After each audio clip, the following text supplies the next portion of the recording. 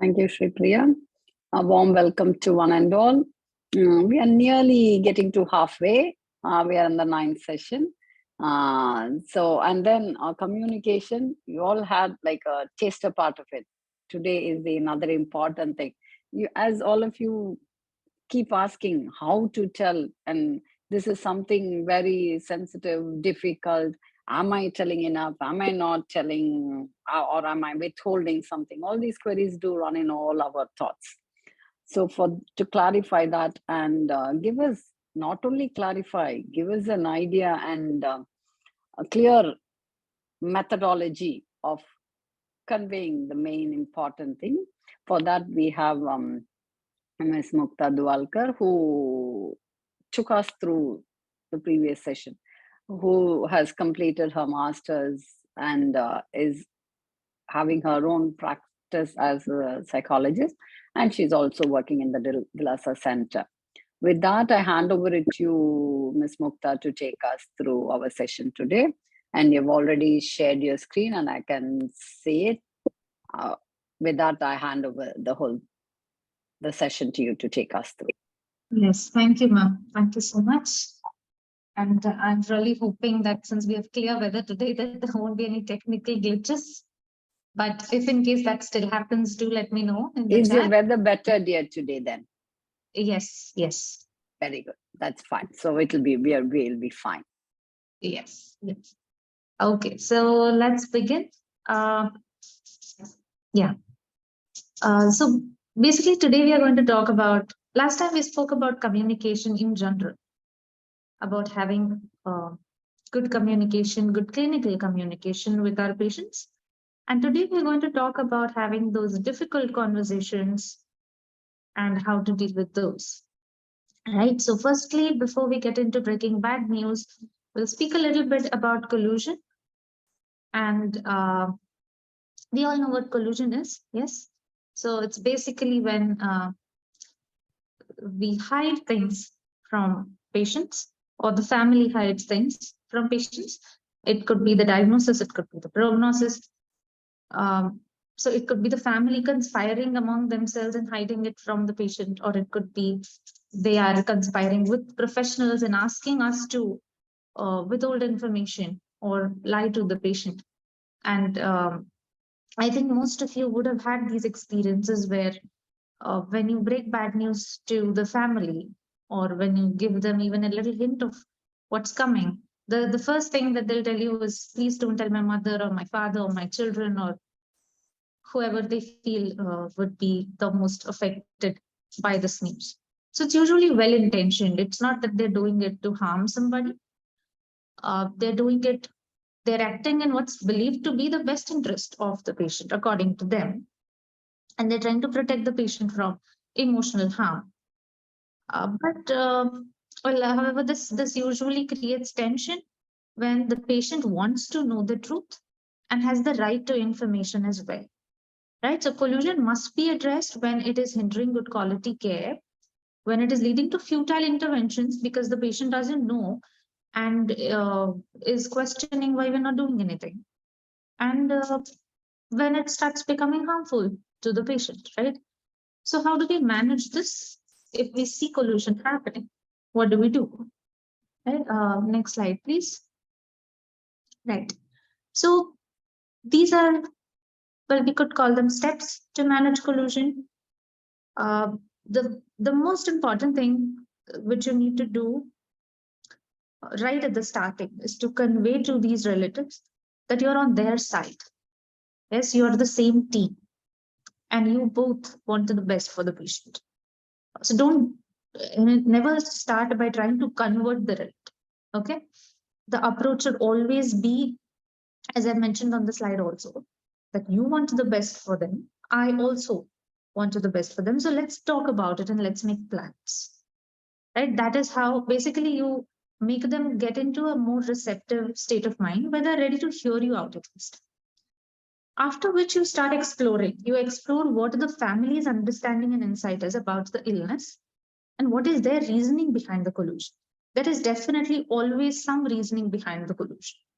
Right? So it could be that Firstly, establish whether they're trying to protect themselves or trying to protect the patient. Also, definitely recognize that they may have valid concerns about the patient's capabilities to handle this, and based on past behavior patterns, of course. Now, this is something that the relatives know better than we do, and it's always better to get to know this so that even when you are letting the patient know and sharing information with the patient, you are well prepared in terms of what could be the possible reactions that could come from this patient, because they know the personality of the patient much more and much better than we do.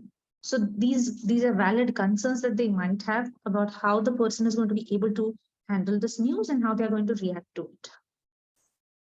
And of course, identify whether they have a correct understanding of the clinical situation as to where you stand in terms of the possible treatment options, right? So make sure that they don't have some extraordinary false hope that they're clinging on to or something like that, which is stopping them from letting the patient know. Okay, next slide. After this, once you have let them know that you're the same team and you have explored what they feel about this, that is when you start reassuring and explaining. So you will reassure that you will not walk in and impose information on the patient. You're not going to just go in and, like point blank, just shoot information at them. Also, find out if the family has already felt the adverse effects of withholding of information from the patient. Most likely they have. Okay, so let's say, for example, has the patient been anxious? Have they been bargaining, making unrealistic demands about treatment? This is all basically consequences of withholding information, the patient not knowing where they stand, right? So find out if that has happened, because that will help you reassure and explain to them why it's important to let the patient know.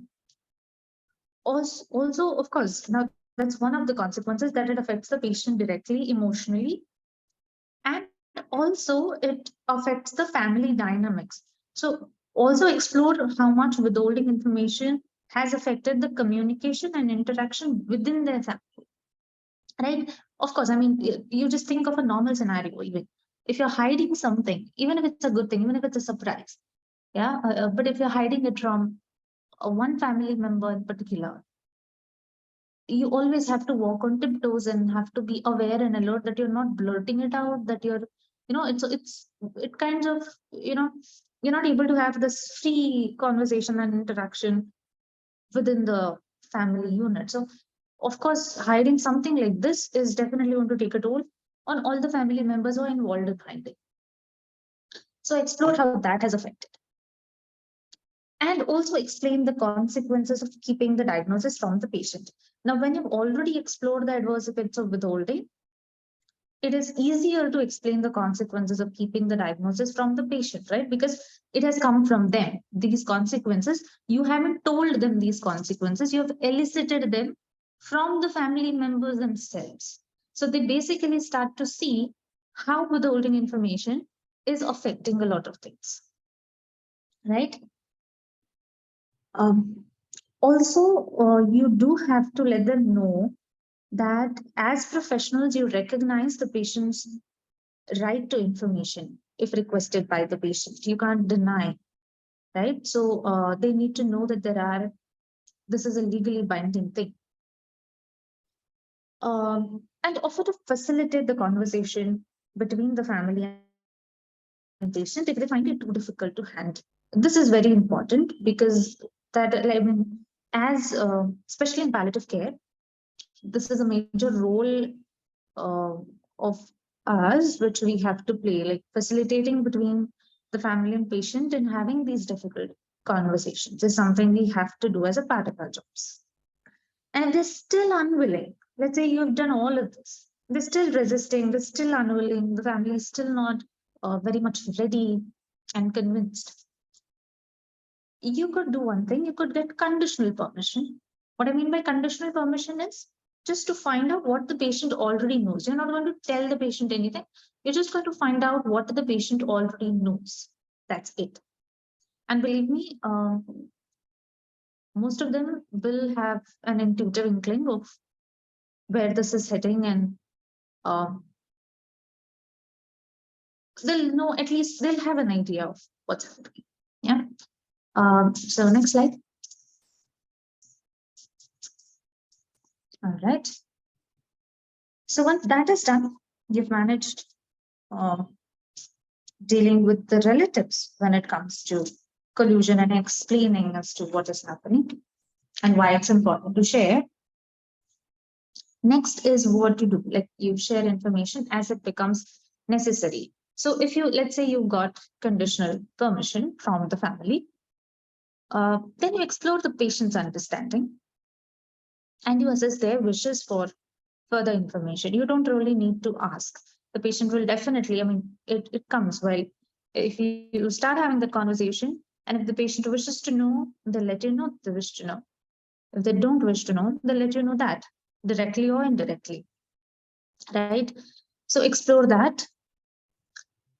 Whatever the patient's wishes, inform the family members about them, about the patient's wishes.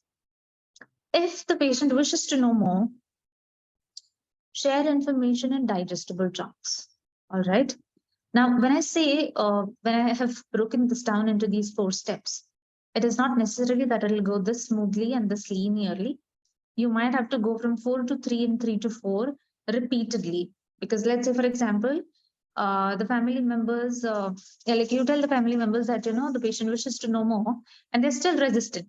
And you have to go over everything once again and then come back to 4. So this might happen any number of times. And when you're sharing information with the patient, make sure you're giving it in digestible, small chunks. There is no information overload that's happening. Make sure of that. Keep the family in loop. So when you've discussed with the patient, inform the family members what has been discussed with the patient so that everybody's on the same page, that there's no more hiding business happening, and that the family is not left wondering how much the patient knows and how much they don't know, right? Of course, encourage open communication between the family and patient, which is what naturally comes after you've informed the family members what has been discussed. And if the situation demands clarifications or explanations, pitch in. So if there are more doubts coming from the family or from the patient, or if they start having discussions about what you've spoken to them, and then some doubts, some questions come up, proactively pitch in for clarifications if required, right? Okay. Now also there is this strange case of patients colluding with professionals. Sometimes, occasionally, it does happen. But let's say, for example, there are patients who would tell you to withhold information from certain family members. So please don't tell my wife, things like that. She won't be able to handle it.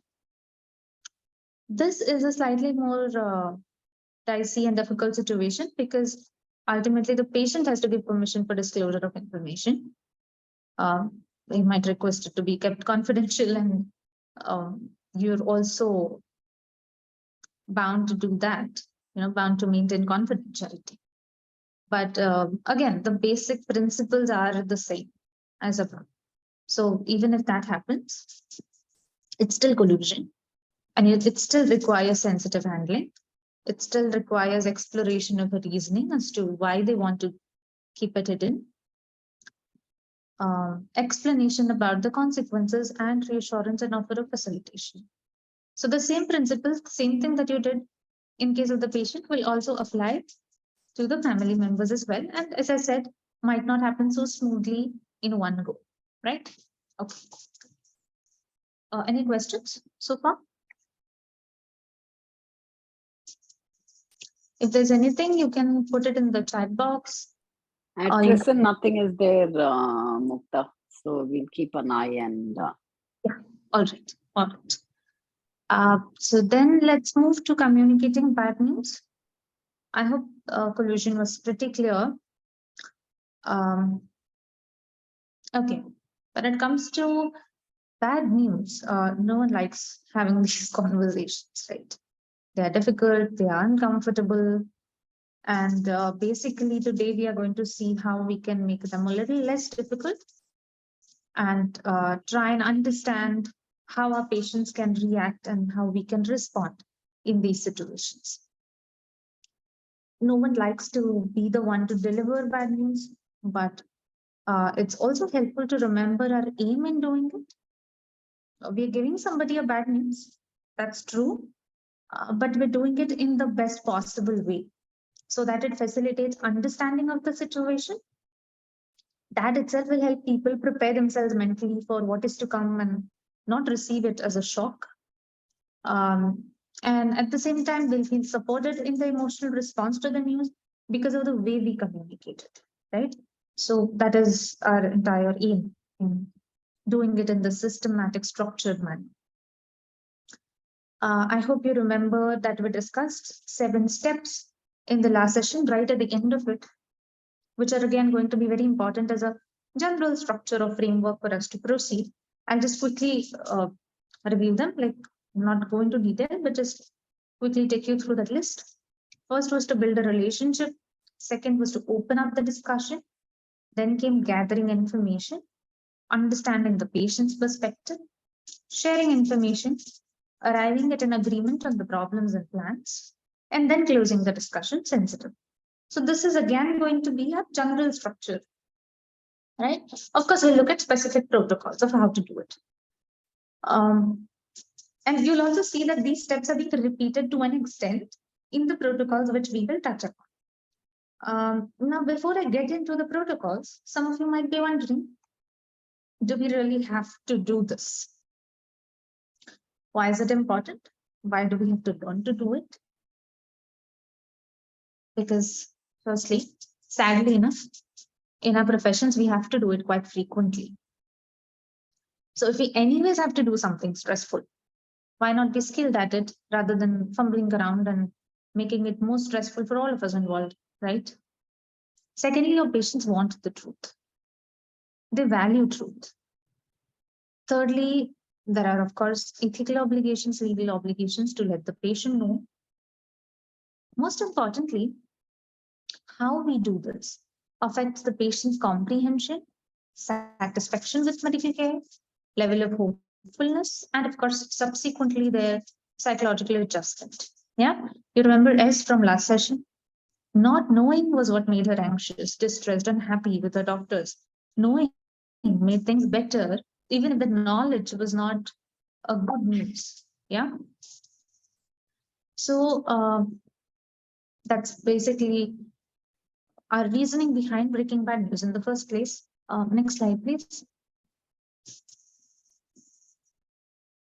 Yeah. So now again, just like there are barriers to communication, which we saw in the last session, of course, there are barriers to this difficult task of breaking the bad news. First and foremost, the one who's doing this is mostly stressed. Very obvious. If I ask one of you that you have to go tell a patient that we cannot offer any curative treatment and that the disease has reached a highly advanced stage and is progressing, how would you feel? Right?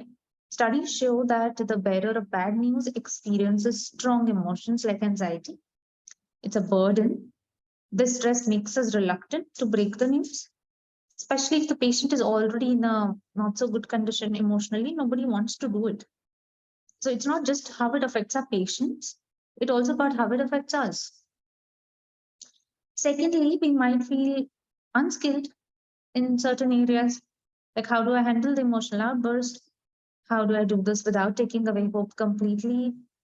What if I'm looked at negatively because I gave the news, I was the bearer of bad news, so I become the bad person? And again, as a consequence, if we are uncomfortable in delivering bad news, chances are we may avoid discussing some points which might be distressing to the patient, or in the bargain of giving hope, again, might end up giving false hope and optimism in the heat of the moment. So having a strategy definitely makes things easier. It eases off stress from our shoulders as well, lessening the chance of a burnout for us. So we are learning about this as much for us as for the patients. Okay, next slide. So let's just go a little back in time, back to the 1950s, 60s, and 70s. So doctors then actually considered it inhuman and damaging to the patient to disclose bad news. Of course, that was also a time when treatment prospects for illnesses like cancer were quite bleak. But by the time we reached late 1970s, most physicians had become more open to telling the diagnosis to the patient. But what happened with that was patients were not really satisfied with that much. They had more questions. They wanted additional information. They wanted to know the prognosis. They wanted to know the side effects. They wanted to know how much time they realistically had in hand to live.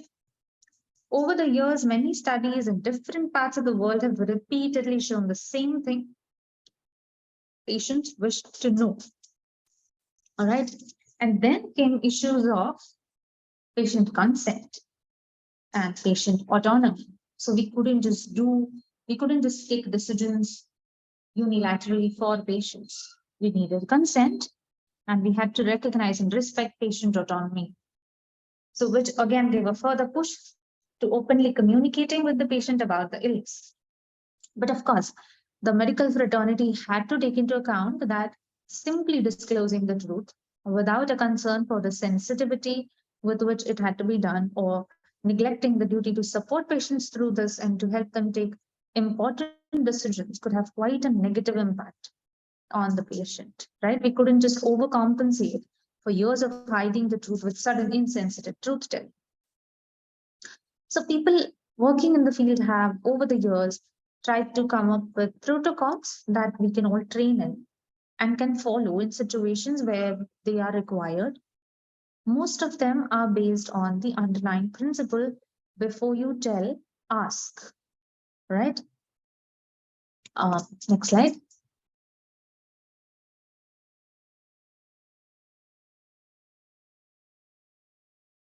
Okay. So basically, why are we doing this? Previous slide, please. Just one step back. Okay, no, next one.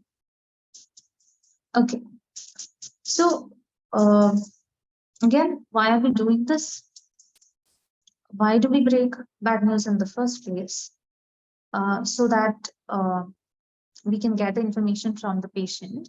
It allows us to determine how the readiness of the patient and the knowledge the patient has. We can provide information to the patient in accordance to their needs and their desire, support the patient through this, reducing the emotional impact, and then develop a strategy or a treatment plan with inputs from the patient. Yes, again, as I said, not unilateral, participatory from both sides. All right. Okay. Next slide.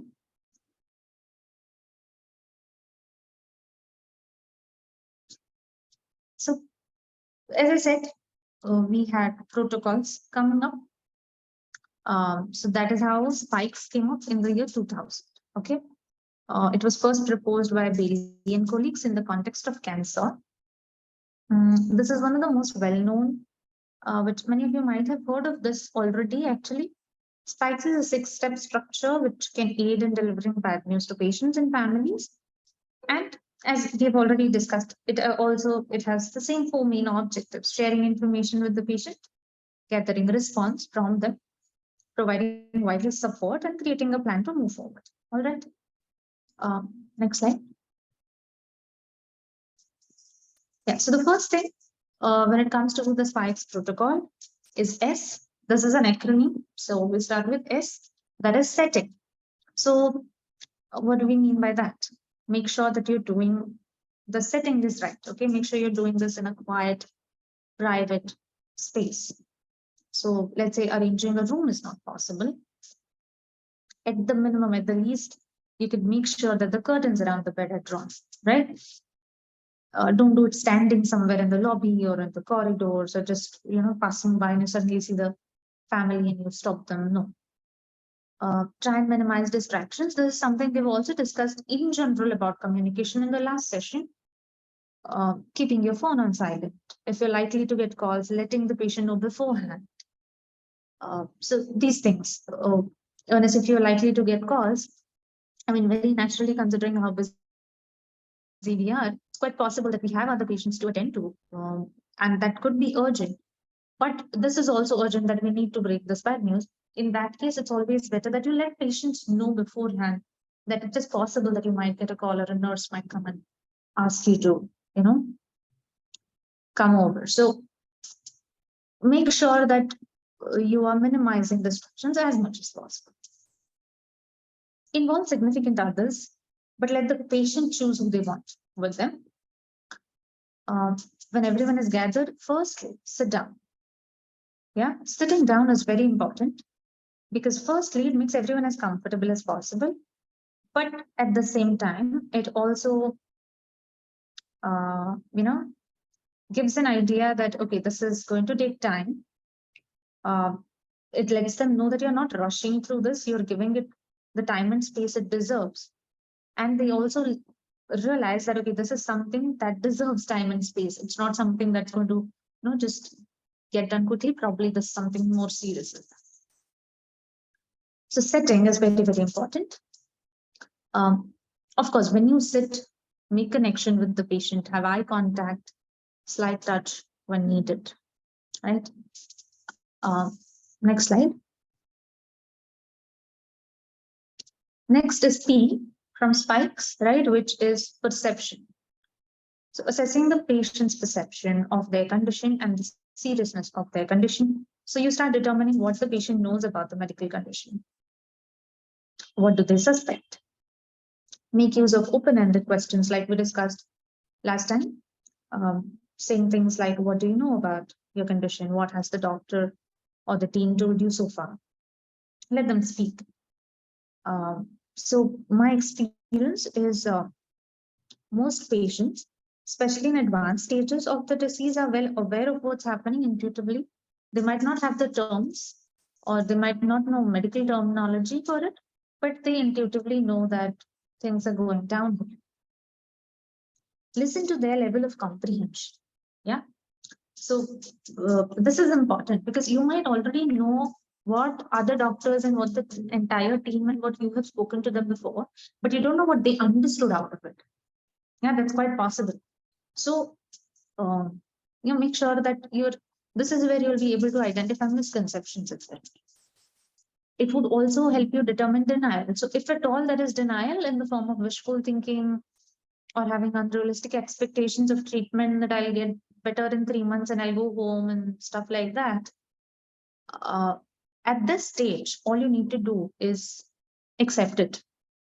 You don't need to agree with it, but you also don't need to disagree with it. You don't confront at this stage because all you're trying to do at this stage is to understand their perception of what's happening. All right, because as we also discussed last time, telling the truth is important, but how and when you tell it is also very important, right? Next slide. Yeah, next is I, that is invitation. You extend an invitation. You ask the patient if they wish to know the details of the condition or treatment. Not everyone will want to know. Especially those who are scared can resort to the defense mechanism of shunning information. It helps them cope. So always ask. Yeah. If they want to know, you of course will tell them, but if they say no, accept the right to not know, but at the same time, don't close doors. Yeah, so always offer to answer questions later if they wish to do so. Okay. So as I've also, mentioned a few questions here on the slide, like which would help you to practically implement this. Saying things like, would you like me to tell you about the test results which we did the other day? Or do you want to know in detail, or do you want just an overview and you want to spend more time in discussing treatment options? So let them prioritize, let them decide what they are okay coping with and what they feel unprepared to deal with. Of course, in a realistic time frame. Right? Next. So we did S, we did P, we did I, now we do K, which is knowledge. So let's say if the patient says, yes, tell me. Firstly, give a warning that it's a bad news. So let's say the patient says that, yeah, I want to know my test results. You could say something like, sorry, but I'm afraid it's a bad news that I have to share with you today.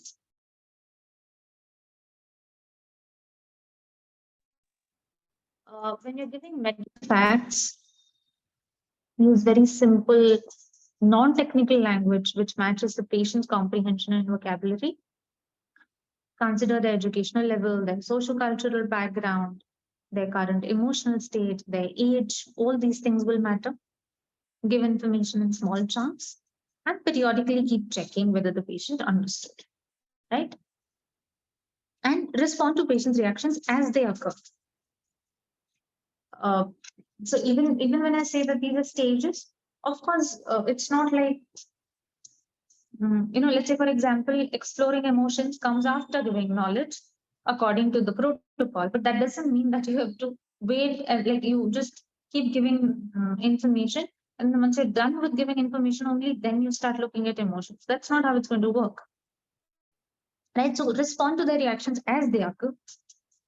When you're giving information, if like the littlest of positive aspects, also give those first. Give facts accurately about treatment options, the prognosis, and costs. That's also very important. Most importantly, never say there is nothing more we can do for you.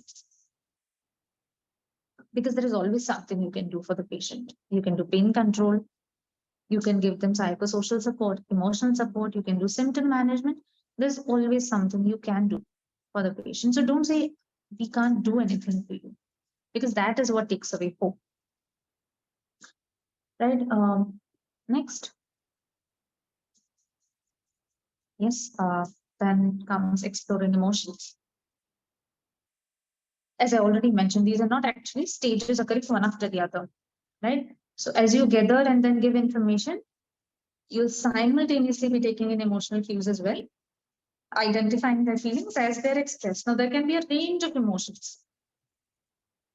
There could be silence, despair, disbelief, shock, denial, anger, a varied range of emotions. Give them time to express their feelings and then respond empathetically. Don't prematurely try to calm them down. Offer your support and solidarity through reflective, empathetic statements. So, what I mean by empathetic, reflective statements, something like, I wish the reports were better, but we'll do our best to keep you as comfortable as we can. You're not alone, we're always here with you. Maybe something like that. Right? So basically, statements that reflect your understanding of their emotional state. If there is nothing that's like, if they're blank, if there is no expression, you will have to ask exploratory questions. Right? So saying something like, I can see that it's upsetting news. I know you were hoping to go home this week. So there are patients who would have an outburst very readily, but there are also patients who would just immediately, sort of retract into their shells and would not want to express anything, would go blank. So that is where you might need to explore a little bit more. Don't assume that they're fine with whatever you've shared and they're okay. It is very, very likely that there is some sort of numbness that comes. So, which is where we'll need more time to get them to express. And the last one, inspires. Next slide, please. Yeah, that is strategy and summary. So, because having a clear future plan will reduce their uncertainty and anxiety. So once the patient has relatively calmed down, you could ask them if they would want to know and if they're ready to discuss the possible plans of action. Again, respecting their wishes. If they do not feel up to it after everything that you've told them, it's okay. You can allow time to calm down, and you can always come back later. Yeah. Or when you're closing the interview, ensure that you're summarizing the key points and inquire if they need clarification. Always inquire, don't assume the patient is going to ask on their own. Yeah. They might be very, very hesitant in asking more questions. So always inquire if they need more clarification, if they haven't understood something that you've told or some terminology that you've used. So that is the spikes protocol. There are also a couple of others. We shall only look at two of these, spikes and breaks, which was put forth by Indian and Nepali professionals 10 years later, that is in 2010. Yeah, next slide. Next one. Okay, yeah. So breaks was basically given by Vijay Kumar Narayanan and colleagues. It was published in the Indian Journal of Palliative Care. This is available online with open access. So is spikes. So both these, I'll share the links for both these papers with the PPT. And both the papers have wonderfully explained the protocols, their respective protocols. So please go through these papers also. They'll definitely help because there are like they've given very detailed and very nicely explained the steps.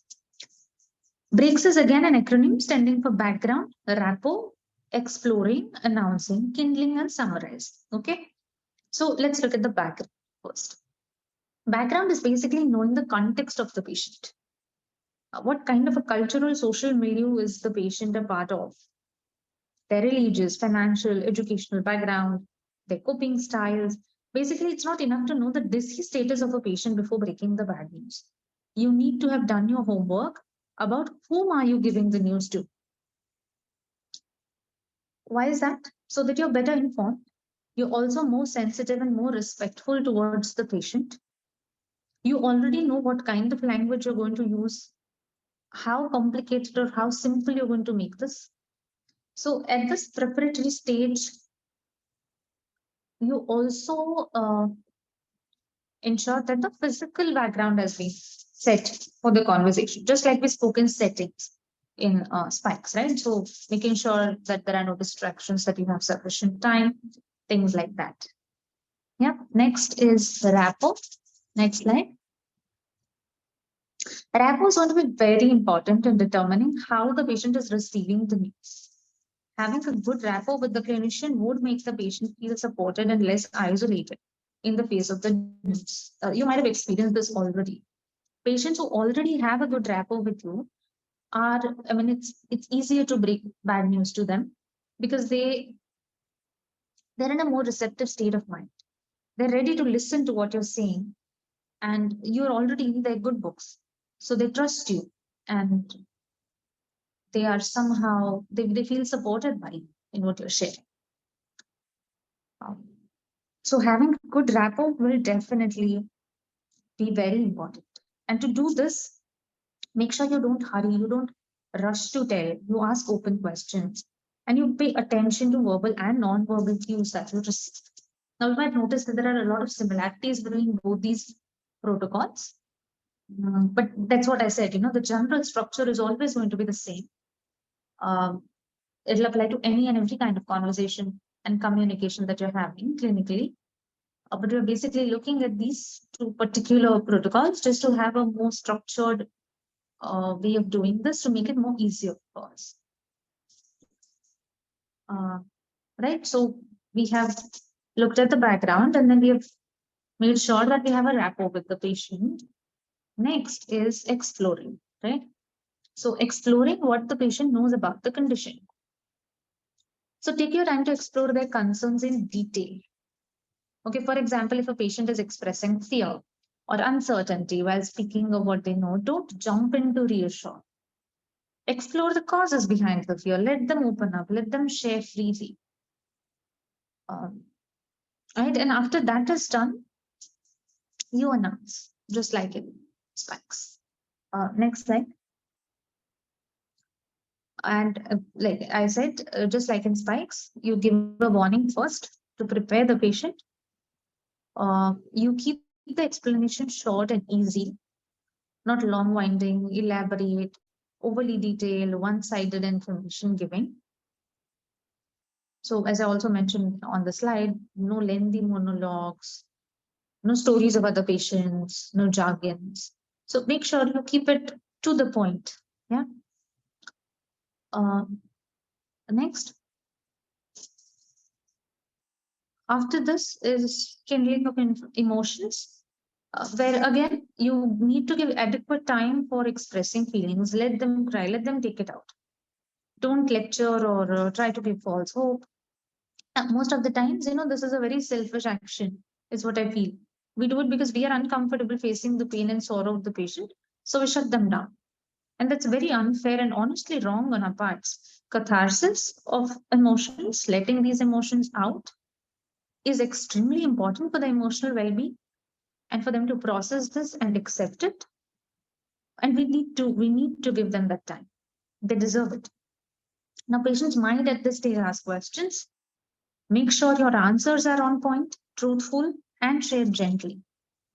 Yeah, again, the balance between being truthful and being gentle, which we also spoke about last time. Yeah. There is also a chance of differential listening happening at this stage, where patient selectively pays attention to what they want to hear. Could be only the good parts or only the bad parts, either of the two.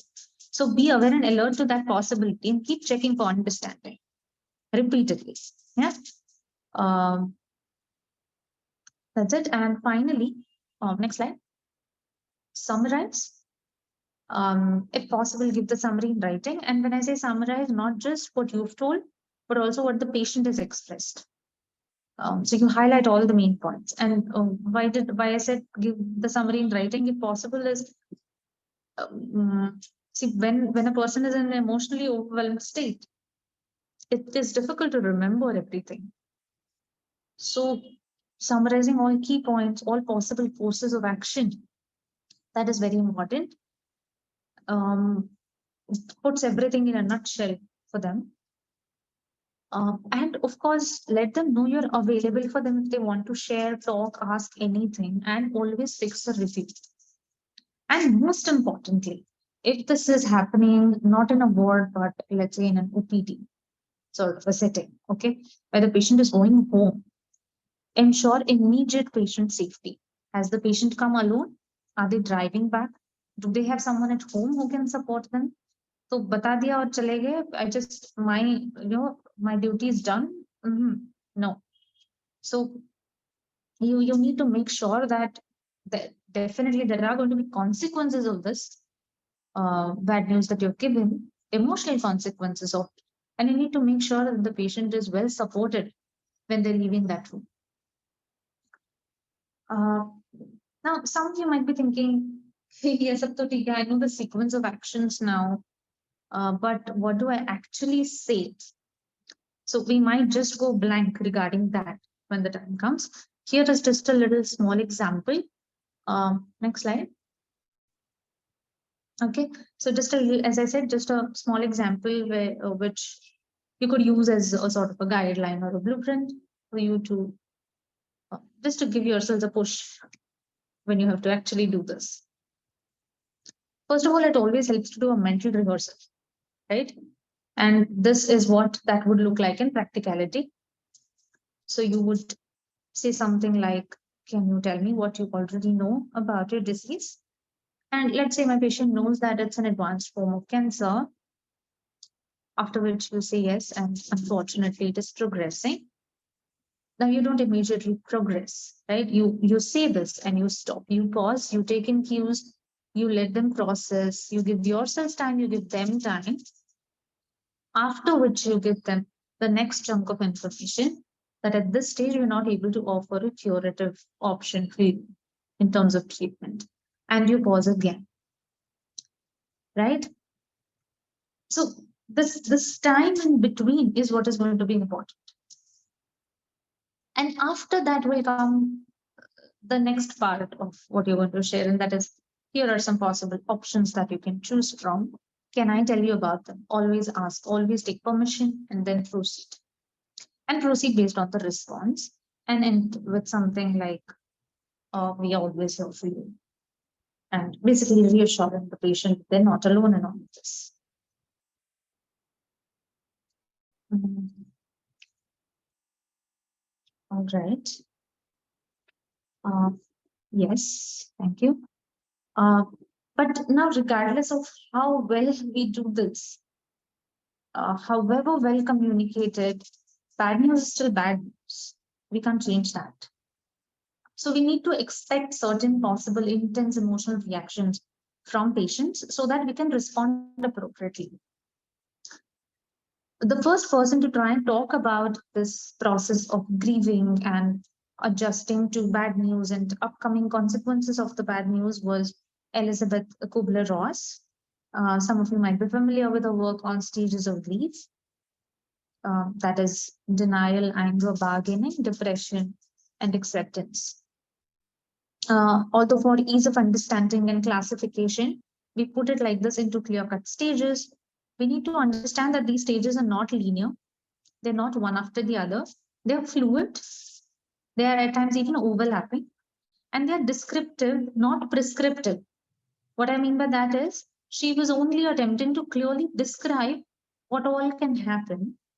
It doesn't mean that it's prescribed that the patient should move from one stage to the next in a rigid step manner, and that everything other than acceptance is undesirable. Acceptance is the goal. No, that is not what we mean by these stages. Yeah. Each of these behaviors does serve a purpose and has a function to keep the person safe psychologically at that stage of processing.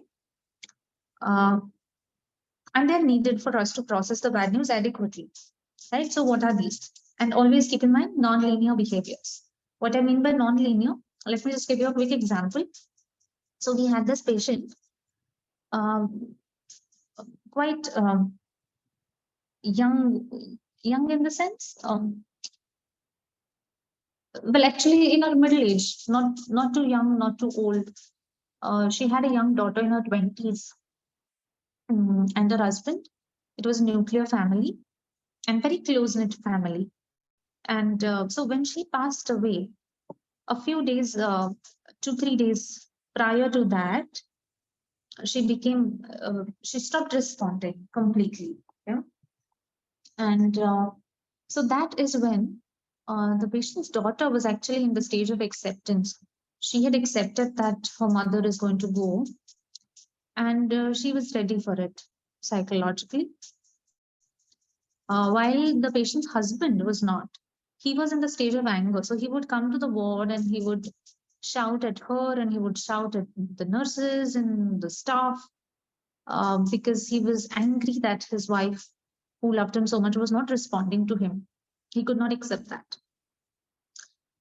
Actually, the day that she passed away, the daughter actually moved from acceptance to depression before she could move to acceptance uh, back again at a much later stage, in a few days or so. But the morning, like she passed away in the afternoon, and in the morning, I met the patient's husband, and he had directly jumped from anger to acceptance. He had reached a stage where he was saying, he was able to tell me that, he was there for his daughter, first of all, and he was able to tell me that, let her pass away 2 hours early rather than 2 hours late, because in that way her suffering would end. We know that she's anyways going to go. So it's not, this is what I mean by non-linear. I hope the example has made it very, very clear. So let's just go through these stages one by one quickly. Next slide. Next one. Yeah. So denial, often the first reaction to bad news. As I've mentioned here, it's a shock absorber. So denial is, we're all familiar with this, that saying things like this can't happen, you're lying, the tests must be faulty, I want to take another opinion from a more qualified and more experienced doctor. Basically, patients are trying to shield themselves from considering an upsetting reality. They'll often reject the news or they'll simply avoid the topic altogether. A certain period of denial is quite normal, especially in the context of the terminal illness. And this could actually be quite important to unconsciously process scary information without having to face it in conscious awareness. It would become problematic if it starts to interfere with treatment compliance, if it delays treatment when it's necessary, and the patient tries to minimize the symptoms, and if they try to insist on curative treatment when they have been prone futile. That is when the denial would be problematic. Otherwise, we could afford a certain period of normal denial as a shock absorber. Next slide. So how do we assess this? Listen to the words and observe the nonverbal cues. If you see a discrepancy between the two, then you're looking at denial, right? How do we manage denial? Firstly, ensure that it's not because of lack of information or lack of understanding. Then it's not denial. Then it's just lack of information. We haven't been able to convey things properly. But if we have conveyed things properly and they've understood it, and then there is denial, then that is what we mean by this particular denial, right? Also check for benefits and risks of denial to the patient. Of course, there are some benefits, and that is why the patient is holding on to the denial. If it signals fear, especially when you see things like minimizing the symptoms, etc., you need to provide emotional support at that stage. That is how you would manage that denial, because you'll need to reduce the fear first before you do anything else. Don't confront directly ever, it's counterproductive. And always emphasize your continued support. Even when they deny that, like even when they say that nothing has happened, emphasize your continued support. Next is anger. Now, again, commonly expressed by patients as they accept the bad news as reality. Now, the anger could be turned inward, it could be turned outward, it could be in the form of blaming doctors, family, God, or it can also be undirected to a specific target, only coming out as short temper or less patience, etc. First of all, when we are able to recognize anger as a natural response, we can then be able to not take things personally, right? We'll be able to tolerate seemingly hurtful accusations and even be compassionate in the face of it. It might seem difficult, but it's not that difficult to do actually if you start doing it. You just need to recognize that many times anger is just the tip of the iceberg. Yeah, it is what we call a secondary emotion. And there are a lot of other primary emotions that could be underlying that secondary emotion of anger. It could be helplessness, it could be fear, it could be embarrassment, it could be anything, like absolutely any emotion that underlies the anger. It just comes out as anger because anger is the easiest to express. Expressing anger makes me, doesn't make me feel weak. It somehow feels like I have control. So expressing anger is easier. And that is how it comes up as secondary emotion a lot of times, not just in this particular context, even in even otherwise, if you start noticing at home, in your family, in other social settings, whenever you see people getting angry, yourself getting angry, it could not be anger at times, it could be something else. And anger being the tip of the iceberg. Or another reason, in particular, this setting is if there is ineffective communication between the patient and family and doctors, which could lead to anger, right? How do we manage this? Next slide. Be direct, be simple. Ask the patient to sit down. Again, very important. Very simple, very important. Acknowledge and name their emotion. Address their need to be understood. So let's say, for example, saying something like, I can see that you're angry. Can we sit down and talk? I shall try my best to help. Always recognize that the anger is at the situation, not at you. You might not do this like openly say it out, but recognize it for yourself, because that will help you to deal with that anger. Be calm and empathetic, have a positive body language. Always approach, do not avoid when somebody is angry. So what do I mean by that? Okay, it's been quite a long time that I've been talking. If somebody could answer this, I would be very happy. When do you think Let's say, for example, you are standing on one side of a very busy highway and your friend is standing on the other side of that highway and you want to tell them something. What would you do?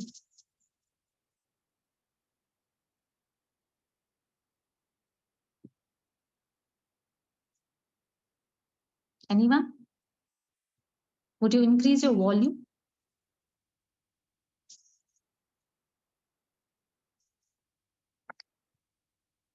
Just tell me yes or no. Okay, make a phone call. Yes. Sorry, I didn't take that into consideration. Let's say we don't have a phone. Would you have to shout and tell them?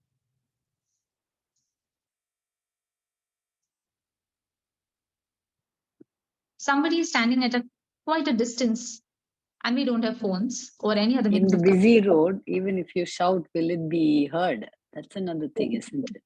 Right, That's right, what to be kept in mind, isn't it? right. They can Right. unmute or type in the chat. Either way should be fine. Right.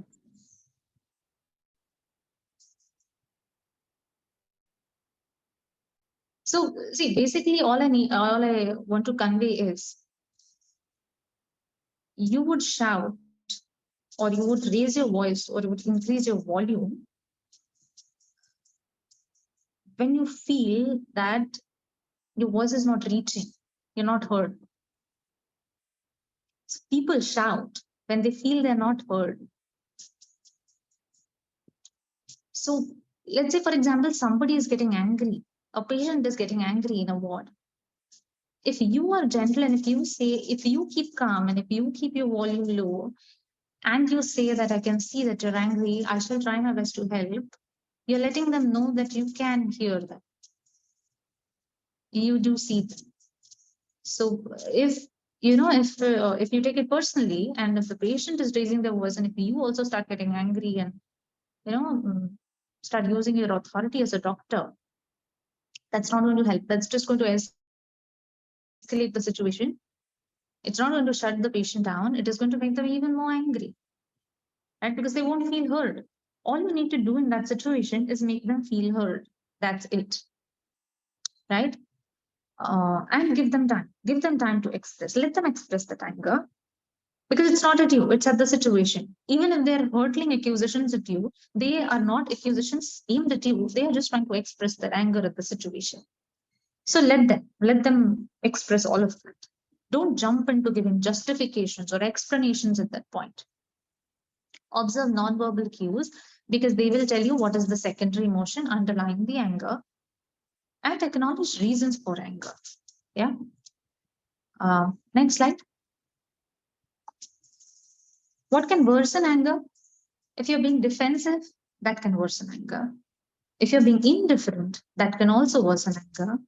If you have a dismissive attitude, and a dismissive attitude is not necessarily only when you negatively dismissing. It can also be,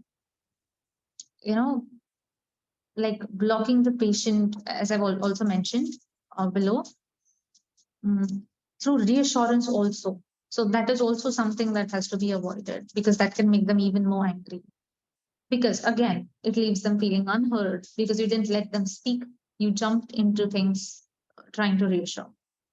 Or if you blame the patient for it. So saying things like, see, I told you to take the medicines properly and you didn't follow, stuff like that.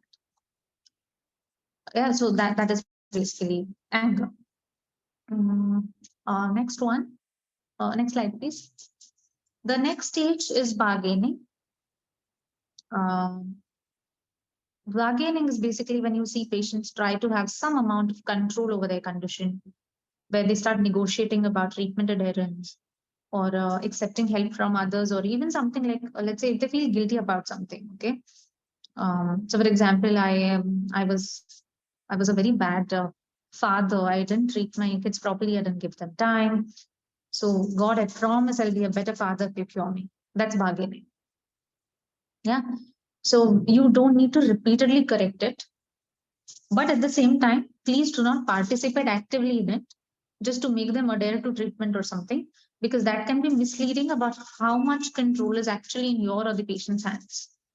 The patient doesn't know. you need to let the patient, you need to not get into this activity if there is bargaining happening from the patient's end. Next is depression, very obvious, most easily recognizable. Probably, like one of the hypotheses is that all these previous stages of anger, of bargaining, of denial are basically an unconscious effort to protect ourselves from the emotional pain that comes in the stage of depression. We've all dealt with patients facing depression, and you might have also had a little bit a glimpse of it in the psychosocial aspects of care, if you've had that session already, I think. And the last stage is acceptance, where basically the patient recognizes the reality of the diagnosis. They're not struggling against it. And instead, they're focusing on what they can do. They're focusing on living the most in the time that's left. And they're preparing mentally as well as practically to say goodbye, right? The next slide. And I feel this is a very apt quote to end this presentation with. And it just summarizes why we are doing what we're doing and what we've discussed so far in the session. We cannot change the outcome, but we can definitely affect the journey that our patients take, and we can walk that journey with them. I hope I've conveyed things and communicated things properly, and you've understood what I was trying to say. Thank you so much. If there are any doubts, any questions, please let me know. Thank you, Mukta. It's an important thing, isn't it? Like you have took them through with examples and things, and these emotional situations. As all of us see patients, denial can go on till the last minute too. It varies from person to person. It's again a form of expression of love. And especially spouse. She said very good examples because many times they would have been like 50 years, 60 years together. They may not even know how they will live without them. I've seen some patients like 80, 85 years. I've seen one couple who have lived together for 64 years, one of the ICU patients whom I've seen. So like that and all, it's really a big chance. We all have our own parents, like 50 years, 60 years, 50 years of. So fighting whatever it is, that's what is life. So denial is something very, very important. Denial is expressed in different forms. Not only in this situation, you will see denial in even for a simple lighter sense, something which you understand, don't understand. I know everything. You may not know, but to cover up the situation, you may say so. So that is something very, very common. Again, that's something which, that's why she said it's not clear cut. They all mix and match or something like that. They are intertwined. There was a question in the chat box, Mukta, which I just thought I'll wait for you. Dr. Chidananda had asked about, will we having a session on conflict resolution? Regarding psychology, we will have a session, and we are yet to have that session.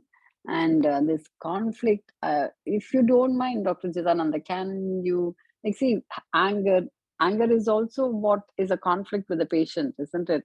So that's also part of it. This also gives you ways and means of meaning. But if it was something else which needs legal things and all, conflict can be in different ways. So if you don't mind, can you unmute and ask what was your query, please? Basically what we discussed now, madam, this denial, anger, bargaining, because this is the process of a conflict, which is you can take it as a soft conflict, what you can have when you are the bad news. Both exactly. That's why I too thought either from the patient or from the family. Collusion. Either of that.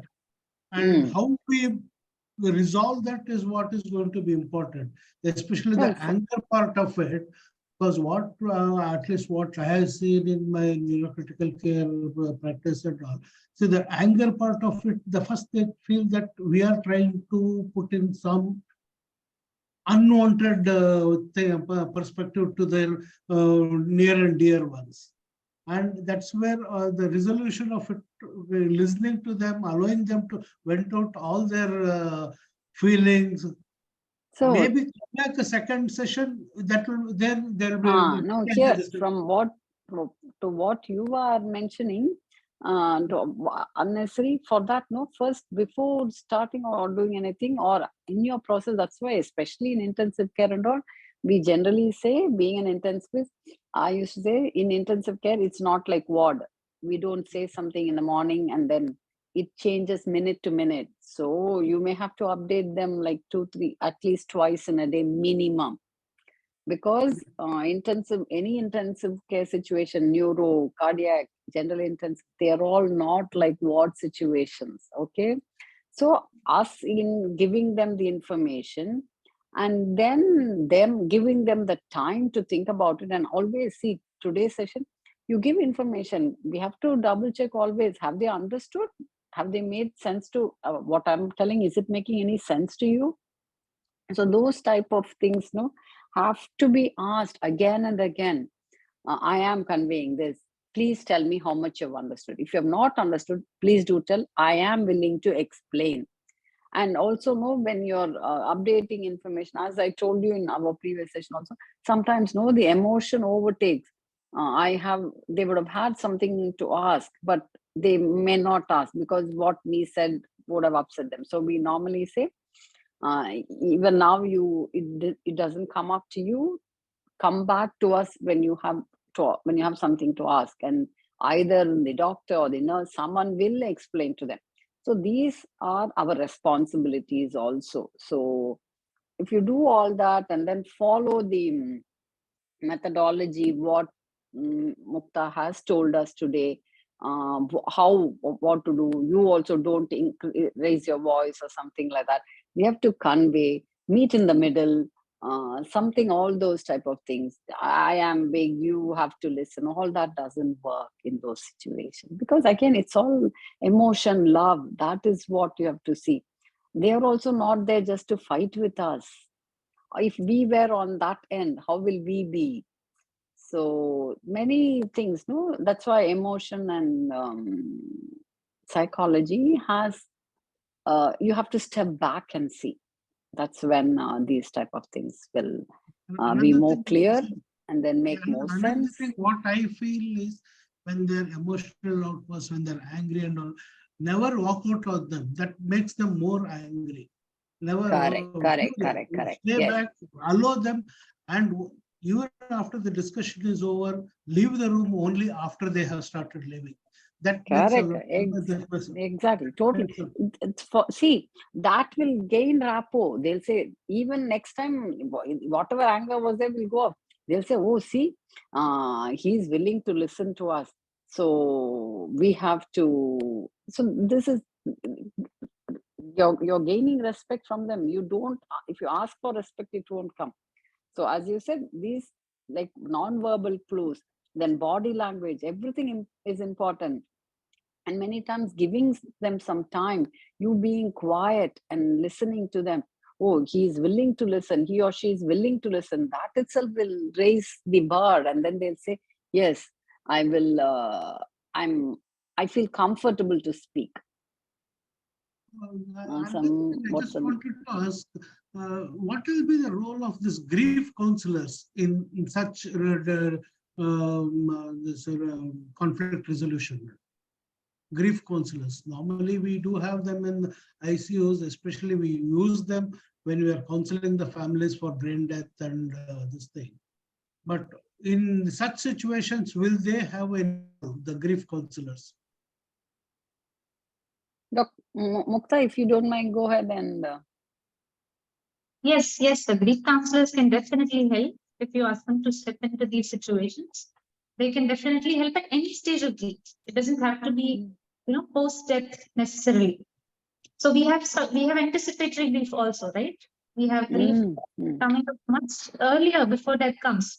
So the grief counselor's role starts right from there.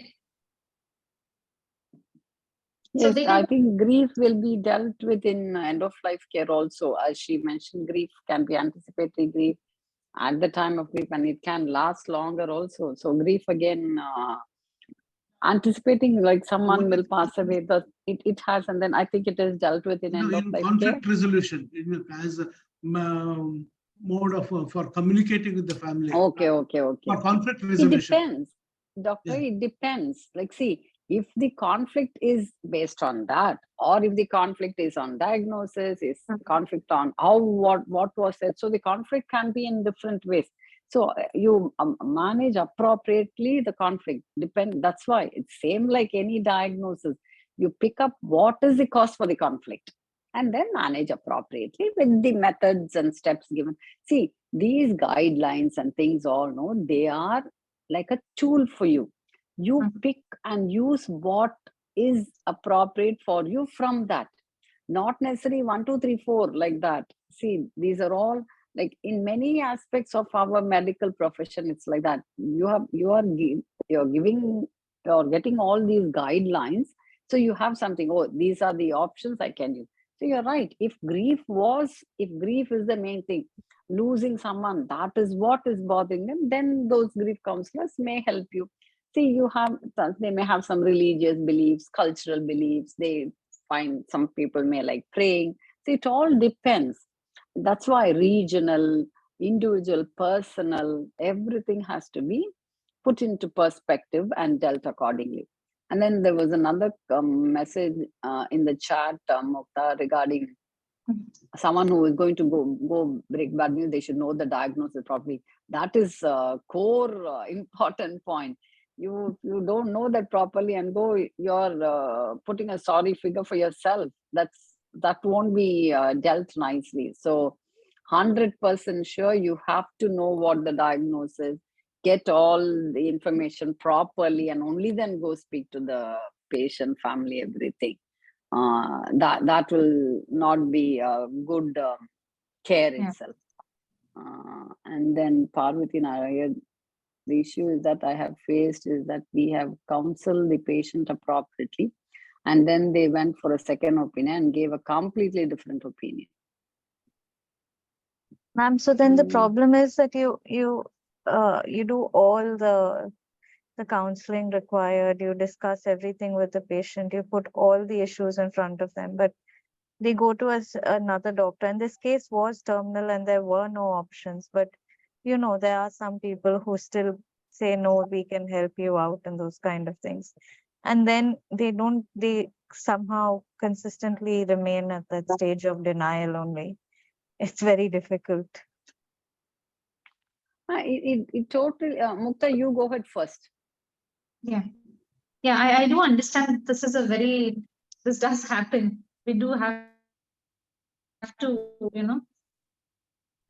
we also need to have the boundary of how much we can control, ultimately. Like, let's say a person going for a second opinion. We've had these kinds of patients where they were sent for palliative care and the family was not ready to accept it. So sadly enough, they went to a place which was, it's harsh reality, but there are money minting places which would, sell any kind of experimental stuff to you in the name of treatment. I don't know. And so these kinds of cases do happen. It's not, but then, again, it's ultimately their right to have a second opinion. We can't stop them from doing that as well. And I do understand that it's difficult for us to accept that, we did give the right, we did counsel, we did everything in our power, but still the patient or the family is not ready to. Ma'am, what do you have to say? Like, in your see, ethical. What I was waiting was, this will always be there. Okay, even very well educated people also there. Again, what happens within the family, there may be some difference of opinion. We have had some cases also, like with some case present, 4 children means 2 will tell one thing to. Again, ultimately, you have to do justice to what your ethics and things. If they keep on doing doctor shopping, can we stop that? And we have no right to rectify the whole world. We have to tell the truth and tell them. If they think, if that is what it is, and if they want to go to another practice, we can't stop them. Yes, they have got autonomy, and right, and that is their thing. So as long as you have conveyed and done everything, see, the 4 important cardinal principles, you have done that. That is what it is. They do something apart from that, we cannot stop. We cannot stop the whole world. We cannot rectify everything. As Mukta clearly said, no, I was about to say that, and she saved my difficult task. Many times it is like that. They'll say, no, there won't be any evidence of 100% benefit or cure in that. But still, because they are utilizing the patient and families, that last hope. So that is being exploited. So can we say, then we'll be told something wrong. So sometimes we have to be silent. We have to do our duty, and there it ends. But then I think, ma'am, there's also this one important thing. That is where, at least like from our side, we need to communicate properly, in the sense that we can't just say that it's no cure possible. Our reasoning has to be explained. Correct. As to, sometimes there are certain treatment options that other places will provide, but which won't really, there won't be anything coming out of it. Like the harm that it causes is going to be more in terms of, if you look at the percentage. That needs to be explained to the patient and the family, so that they know that, okay, this is how the decision is going to be made. Because I've seen families which did go for a second opinion, and then because we had explained it to them in that way, they went for a second opinion, and they asked the doctor, when they were offered a treatment option, they asked the doctor, what is the, give me a number, tell me what correct. is, what percentage of how much is my patient going to suffer, and how much are the chances of them feeling better. So they need to understand that, I feel. Just exactly. The thing is, educated patients, they will still ask this, but I had a person who was quite poor and not that educated, and you could see them spending a lot of money on a treatment which wasn't going to work. So it was really difficult. But I understand what you all are saying. It's just sharing my experience. And then the thing is that many times, as she said, only I would also explain the side effects. Initially, they won't know. I will never stop them. See, they all want to go to naturotherapy. That, yes, fine. You can have kidney involvement. All those things will be there. And I have seen patients go and come back 10 times worse within 4-5 weeks. So our duty is to tell them, ask for the side effects. You have all the right to ask, and then you make a choice, because we cannot tell all patients and everything. It's their individual right. So that's what we have to follow, our cardinal principles, follow ethics, follow to your heart what says, and do. Even money, we can tell them, then it's their take. Some people say, I have many lakhs, why are you worried? So they may tell something like that also. Don't think there are all types available. Okay, we do our justice, we do good, we do our job, and there it stops. Thank you, ma'am. Okay, we'll go ahead with the case presentation. Shripriya.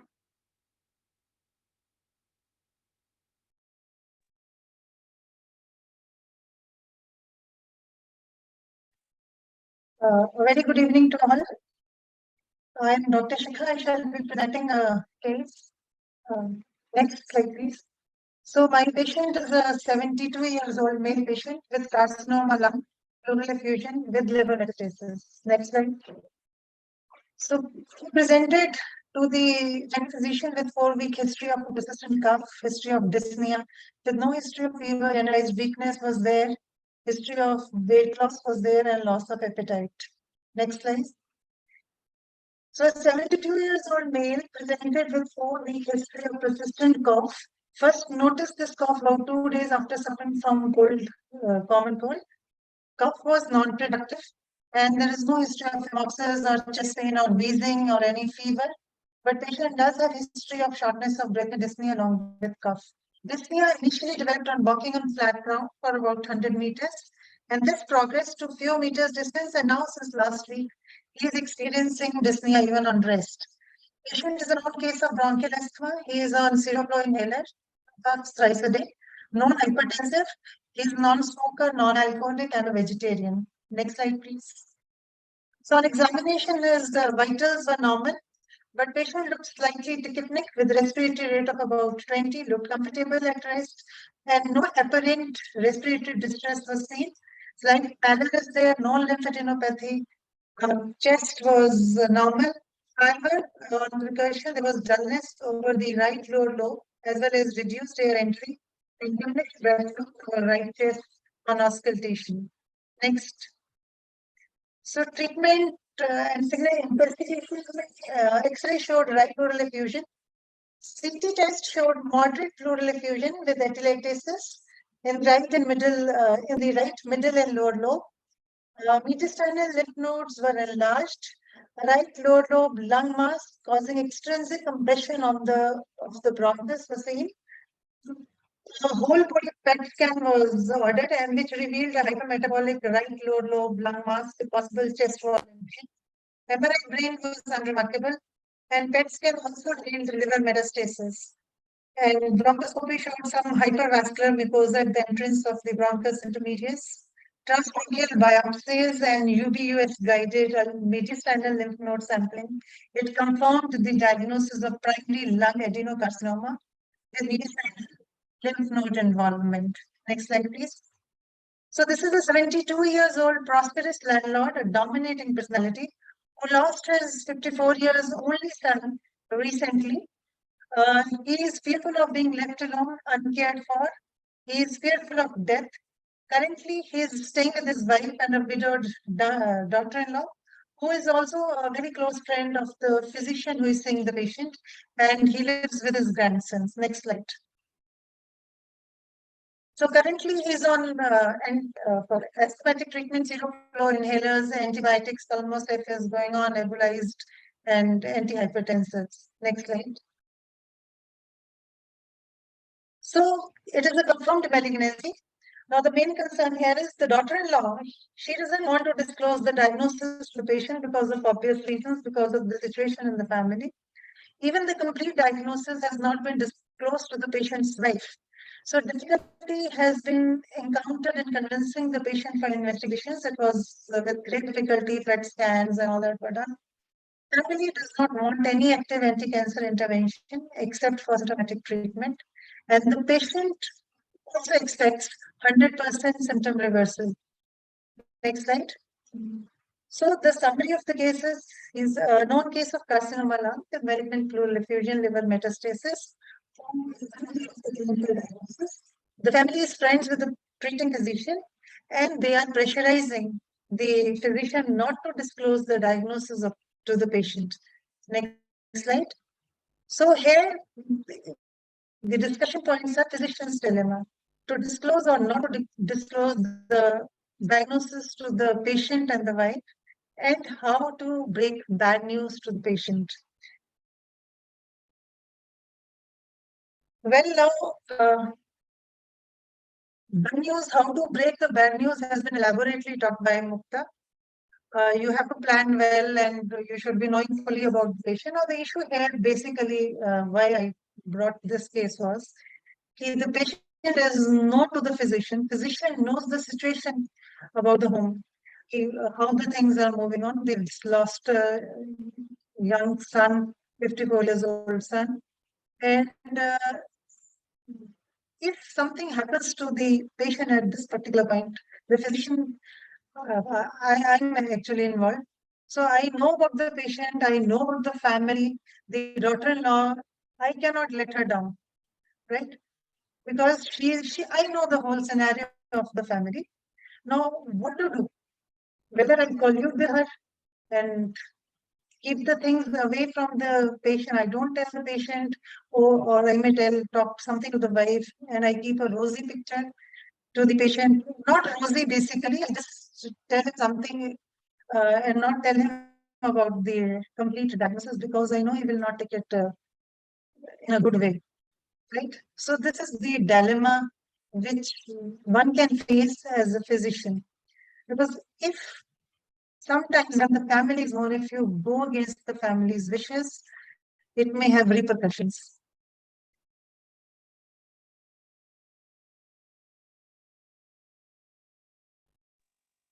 Thank you, Dr. Shikha, for presenting. I think Supriya can be come out of this screen there, and then because I think it may be better that we have all on board. See, you've all had the discussion like that. What are the ways of doing it? Still, what would you like the way you took us through?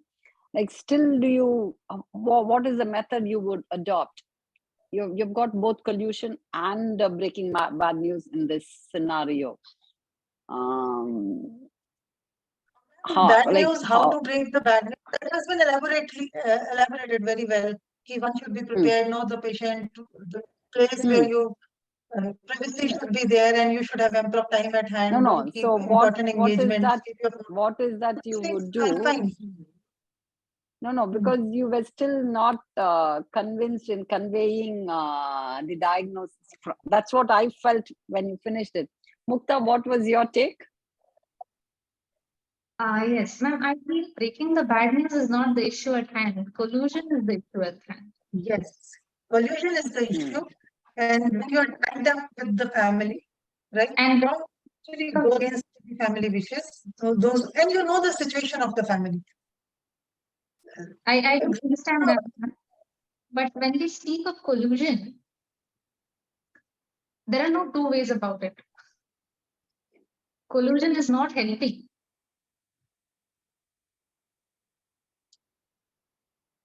Well, I feel when we talk about general principles, how to break a bad news and whether collusion should be done or not, this may be give guidelines. Means this may not exactly fit into each and every patient and each and every circumstance, right? There are occasions when the relatives have invested so much energy over a long period of time in fostering a false picture of the true nature of the patient's diagnosis and prognosis that they are quite unable to to contemplate dismantling the barrier which has been created by collusion, right? And in this case, as a doctor, I feel you must think very carefully about what action on our part is in the best interests of the patient, or alternatively,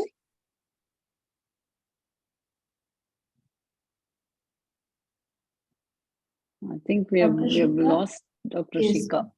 We lost her. Exposure like that. Dr. Shikha, if you could, sorry to interrupt, but if you could keep your video off, maybe that would improve your voice.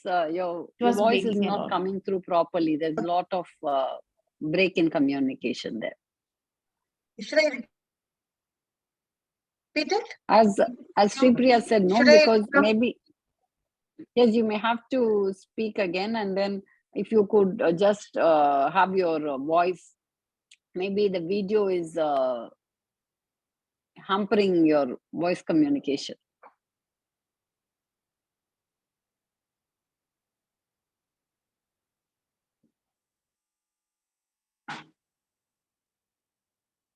Because of this incest reigns on North India, no?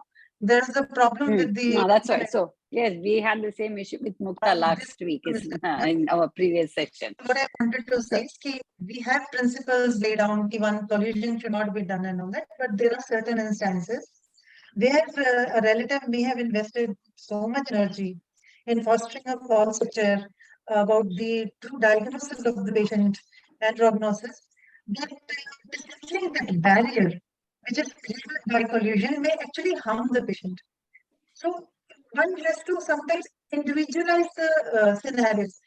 Although we always go with this collusion should not be, we should be truthful. In fact, Western literature, what is Western literature most of the time, the paternalistic approach has floated into being a truthful approach.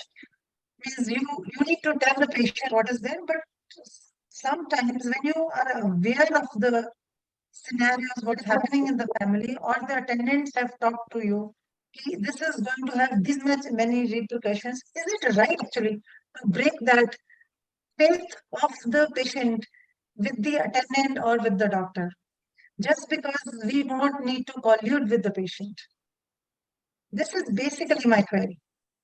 No, I'll ask Mukta to go first.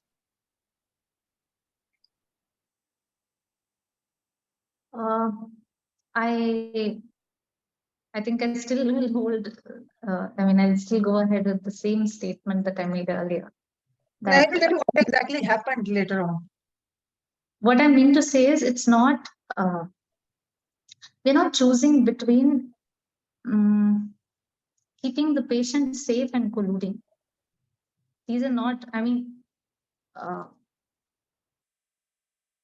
don't know whether I'm explaining this properly. But No, we are also not to worry, Mukta. I think what you're trying to say is you wouldn't differ in what you've mentioned. That's what you're coming to say, right? Yes. See, basically, what to Shika, what I would try to say is, you also need not think that okay, the patients, the relative or carer, you don't want to impede the vested interest. We also are not telling that at all. What you just have to find out is from the patient. This will not happen in one instance, especially when you know the patient very well. It makes things easier. You just have a chat with them. Mostly, as Mukta said, the patient will know. Okay, are they see, even someone who does not know anything, even lay people, that's what they come and tell us. I've come to this hospital a number of times. They've given so many samples again and again. I'm giving, still something is not right. So that itself makes me query: is there something serious? That is one type of query they will ask. Okay, and next, many times they come to institutions called as Cancer Institute, Cancer Research Center, all that. They'll be coming in to see the doctor, get the report, get the test done. So internally they know the family is trying to protect them by not telling. So many times what will happen is they will say, doctor, I know that, but because it will be the reverse. I am trying to protect my daughter-in-law. So that is why I am keeping quiet. That can happen. And if I'm not wrong, even in the ethics session, I remember we had a case, isn't it? The family was not telling to that 19-year-old boy, but the boy called the doctor and asked. So these type of things will happen. So it's not very obvious, and no one intentionally wants to harm or hurt anyone. Because at the end of it, if the patient says one sentence, if I had known this, I would have done something which I wanted to do. I wanted to say something to my daughter-in-law. That sorry situation, you should not let something happen like that.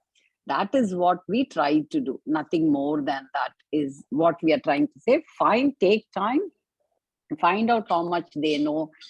Explain, talk to the daughter-in-law separately, talk to the patient separately. Then you will find out who is wanting, both are wanting to. Again, we say collusion also, love and affection is the reason for the collusion also. I don't want him to feel bad. He doesn't want her to feel bad. Okay. So that is something. And Dr. Chidananda had his hand raised. Now not. So if you want to ask something, please go ahead. Yeah, and can I, madam? 1 minute. Is she, Dr. Shika, are you convinced with what Mukta and myself have said, or do you still want to ask something? And then we'll go to Dr. Shika. In this particular case, so I referred this patient to the oncologist, right? And he took his sweet time, he talked to them, and ultimately he told the patient. So what has happened is, this patient has refused absolute treatment. He's withdrawn. He's walked away from the house of the daughter-in-law, and he's accused her of lying to him. And the daughter is angry with me. So she's lost my trust. So exactly what I was trying to say is, normally all the principles, generally the principles, they may hold true for different situations, but you can't apply everything. Being an anesthetist, what has happened is, I have come across in my 20-30 years experience, normally when you go and tell the patient he is very sick, he will go on ventilator or something of the sort, even in those circumstances, the family said, "Okay, ye mat batana ki he will go on ventilator. We will give the consent for that." There have been few instances where we talk to the patient and the patients, they point blankly refused surgery. And the surgeons were behind us, means with swords. Your voice is breaking too much, Shika. I can't figure if others can, I don't know. And see, from what she said also, that patient was angry that the truth was not told to him. Is that right or not? No.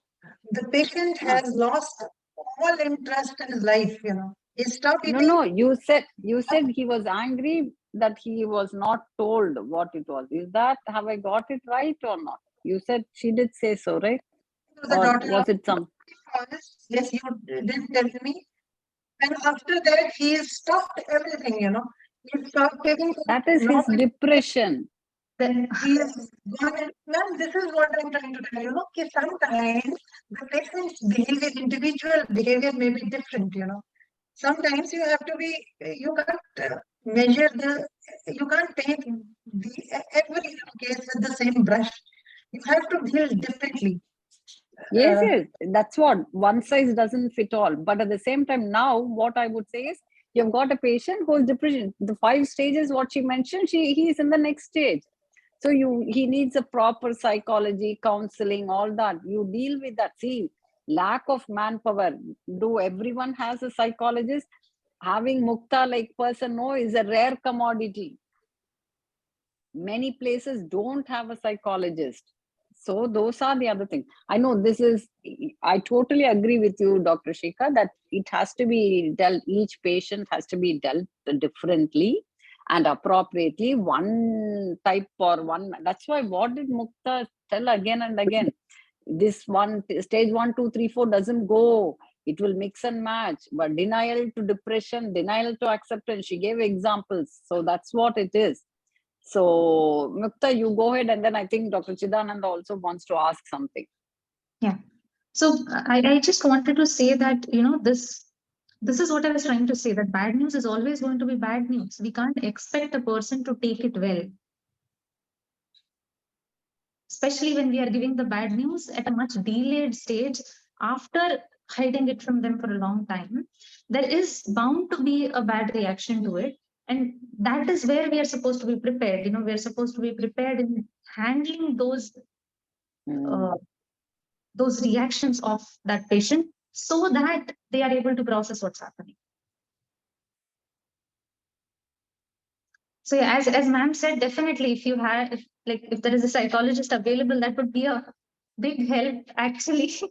But yeah, sadly that is not. Dr. Shikha, do you have a psychologist? Yes. Shikha? Her line is so bad. Does Dr. Shikha have, you can at least type in the chat box, Dr. Shikha. Do you have a psychologist in your center? Yeah, we have a psychologist, ma'am. We have psychologists in the city, lots of psychologists in the Not city. In the city, in your center. Also, yes, we have psychologists in the center, but it depends, whether the patient. Did you send him? Did you send him for that? Yes, ma'am. Did you send that patient for psychology counseling sessions? Not one session, 5, 10 sessions he may need. He's going back to refuse everything. He's refused everything. He's not willing to participate in anything. It'll be a matter of time. He will. It's someone breaking the ice is what may be needed. And Dr. Chidananda and Parvati has also raised her hand, because Parvati has been. She has typed some messages. So both of you go ahead, please. One after the other. Can I just add one thing? Yeah. Yes, please. Yeah. And so, this often happens that we are not still used to multidisciplinary teams, and we don't basically calling in a psychologist when a psychologist is needed, when it's quite obvious that a psychologist is needed, is not going to help or not going to 100%. The psychologist needs to be there right from the beginning, right from admission. only then the psychologist is going to have time to build rapport and be at a stage where the patient will trust them when they're faced with a news like this and be ready to talk to them. See, that's what, as we say, no, this palliative care starts along with when the patient comes. I have, God's grace, I've had the luxury of having a psycho-oncology team working with me. And so I used to send them. So see, exactly as she said, unfortunately, Dr. Shika, don't ever think that we are disagreeing with you or anything like that. I would humbly request that in the beginning itself. We give so much respect to your expertise. You said you have been an anesthetist 30 years. I've also been an anesthetist 20, next year it'll be 30 years. But the thing is that we do give due respect. But at the same time, this is slightly different because this is a very sensitive thing and life-threatening, life-limiting issues. So psychologists, you start when they are not in a denial state, when they are in little bit 1% acceptance is there, that stage you start. So when you start seeing the patient, we know this is a challenging thing. So send them. First they'll say, oh, I don't have any psychological issues. Why are you sending me there? They will ask. So like that only slowly. Even now, some ways of maybe through the wife or someone to see how they can be approached. And when he starts to have symptoms, to tell them that not only for the disease, we will help him with symptomatic relief, all those type of things. It's some perseverance and pursuing is what will take. So both Chidan, because we have gone past the time a lot, both Chidananda and Parvati, can you just unmute and ask what is your query, please? Quickly, my take regarding this thing. Yeah, 2 points, madam. One is when we are uncomfortable conveying the message, getting some other person, as madam told regarding the clinical psychologist or another team member from the same team, maybe somebody else, because I am feel uncomfortable because of my closeness to the family, how to break that. That is one. Second thing is maybe like depending on the clinical stage of the disease, what is the treatment plan, whether it's going to be totally palliative or we are attempting any curative treatment. Based on that, I think we need to take a collective decision in counseling both the family member, patient and the family members. This is what I thought. That's what, see, that's multidisciplinary team is what will help. You have the oncology, palliative care all together that can, if the palliative care physician is a close relative, as he said, or if that person feels uncomfortable, they can get the help of the oncology or the parent team who are seeing. So they're multidisciplinary, as Mukta said. It is coming in many centers, and then they all practice together. That will be. Thank you, Dr. Jidananda. Dr. Parvati, she was also having.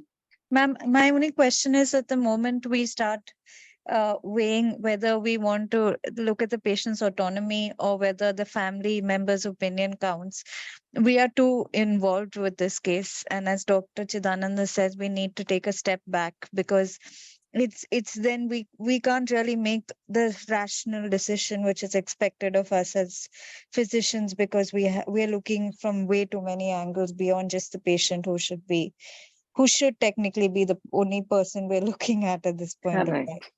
That's it. Thank you. That's what, patient's best interest, again and again and again, 100 times also, that doesn't change. Always patient's best interest. Okay, they may have conflict between the family.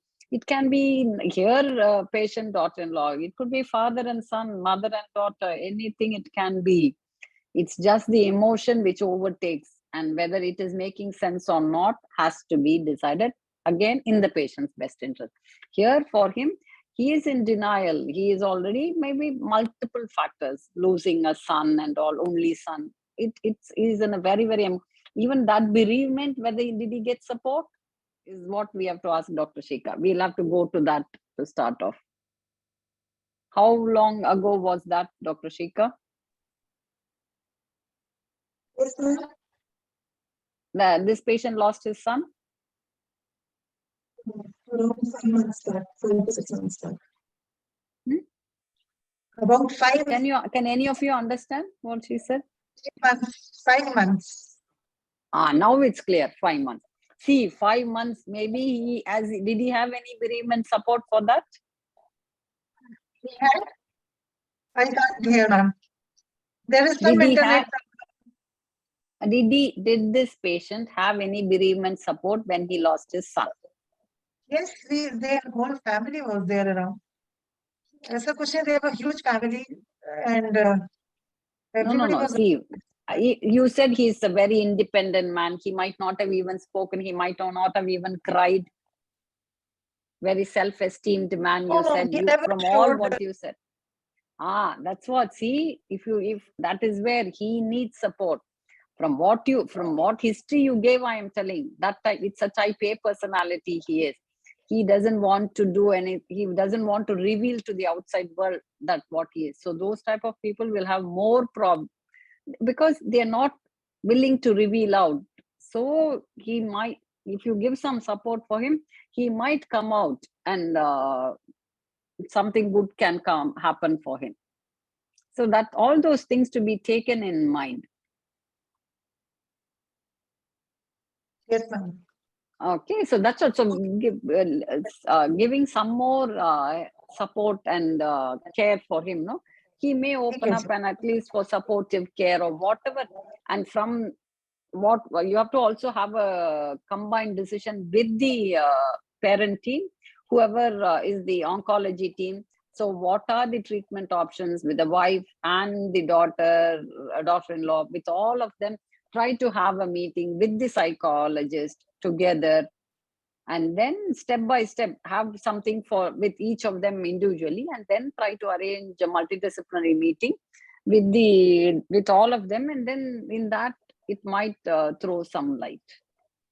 Mukta, you just add on anything more to that, and we'll pass it on to Sripriya next. No, I think that's it. I mean, as you said, having the entire team on board is what will give you a solution here. Like, you will be able to make a offer to the family first. So give the plan and then move forward from there, and always in the patient. And now tell him that whatever, it take time, like give him more, because see, he shouldn't think that nothing was conveyed to him. Being a close friend to the physician, it's all our right and responsibility to give all the information to him, and then make the call, give all the information, and then he can take time and come back and then move forward. Okay. And in that case, I'll pass it on to you, Sripriya. We have gone past the time, but it was such a heated discussion. We couldn't stop anywhere. No worries, ma'am. Like discussions like these definitely add value to our learnings. So thank you, Mukta ma'am, for joining us, and thank you for taking us through that wonderful session. We do look forward to have you in more sessions in future. Thank you, Dr. Shikha, for bringing in that wonderful case from your personal experience, I believe.